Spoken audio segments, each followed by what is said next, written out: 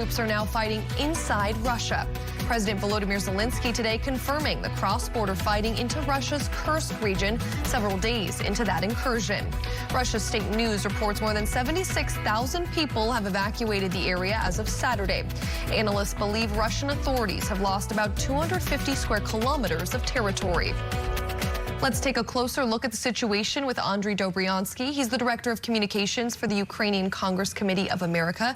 As always, thanks for joining us here on Weekend Debrief.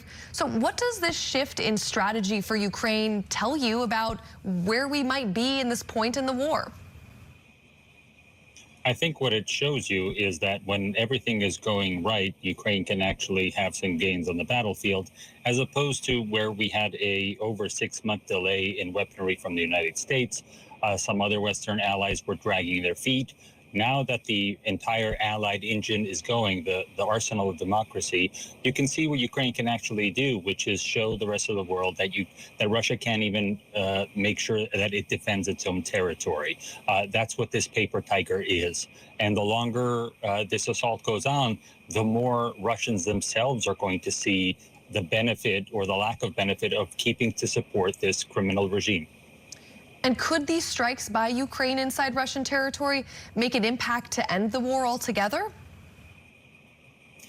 Frankly, the only way that this ends are two variants. One would be some kind of frozen conflict. This is something that has been proposed by some Western think tanks that are very close to propping up Russian talking points, and that would only freeze the problem, just like we did in 2015. So the war was an ongoing war. There were shots still being fired, but heavy equipment was pulled out. And then for 8 years, Russia had the opportunity to rearm its soldiers, deploy new assets, and restock its arsenal. On the Ukrainian side, this would not be a solution because you would have continued human rights violations. The United Nations just put out a report that July of 2024 was the worst month for civilians since October 2022. So this would not be a solution. What this advance into Russia is a potential for the Russian people themselves to finally collapse this regime. And that can happen quicker than any kind of military retreat.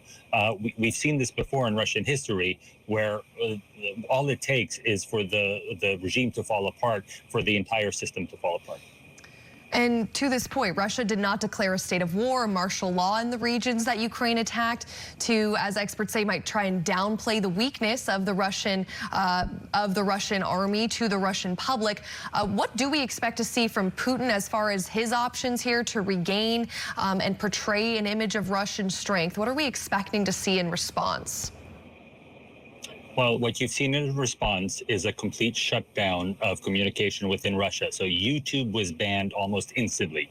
YouTube was shut down. You can't upload videos of what you see on the field. Different apps, WhatsApp, Signal, those were shut down. So there are still some information coming out through different other social messaging services, but Russia is trying to completely shut down what is happening instead of actually mobilizing troops. Again, it's not able to defend its own territory. Another thing I would point out is that what we saw in the prisoner exchange with the West was that Russia agreed to let go of foreign nationals and some Russian dissident leaders, some of whom went to Germany and all of a sudden started, speaking talking points that are very similar to what Russia wanted to hear out in the world. What you didn't see was any of the enslaved nations of Russia, the Chechen population, the Kazan population, different sub-ethnicities within Russia, which have been colonized for over a century. Those dissident leaders have not been released. There's a mother of a Chechen dissident, an old pensioner, that was arrested and is now living in a penal colony. There are bloggers. There's a ham radio operator. All of these people who represent the post-Russia, what Russia would be post-imperialism, those were not let go. And that's a specific reason, because Russia is very fearful of the truth coming out from Kursk and the rest of the country falling apart, and its centuries-long conquest of these foreign peoples finally falling apart. And Friday, the White House announced the U.S. would be sending Ukraine an additional $125 million in weapons, including much-needed air defense capabilities, radars to detect and counter enemy artillery, and anti-tank weapons. How will this impact the war, and is there more the U.S. needs to be doing at this point?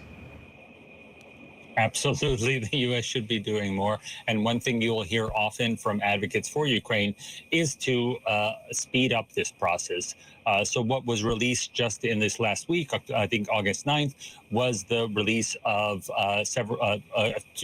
$200 plus million worth of equipment, which sounds like a lot, but really for military equipment, it's not that much. Again, this is not money that's going over. That's a dollar value amount of this equipment that was already manufactured and in American warehouses.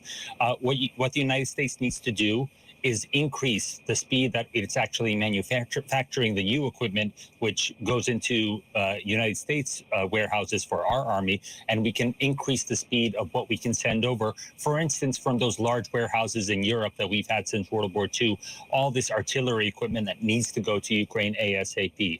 We also have just seen this month the overflights of several F-16s. We know that the bulk of that equipment is not going to come over until after the end of the year.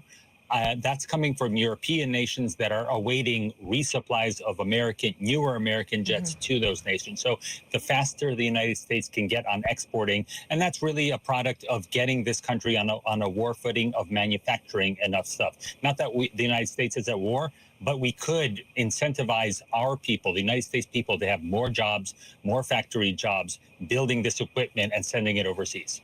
It's a good distinction there, and a good point to point out the extreme logistical operation that is involved with supporting Ukraine. From here in the United States, Andrij Dobriansky, Director of Communications for the Ukrainian Congress Committee of America, thank you.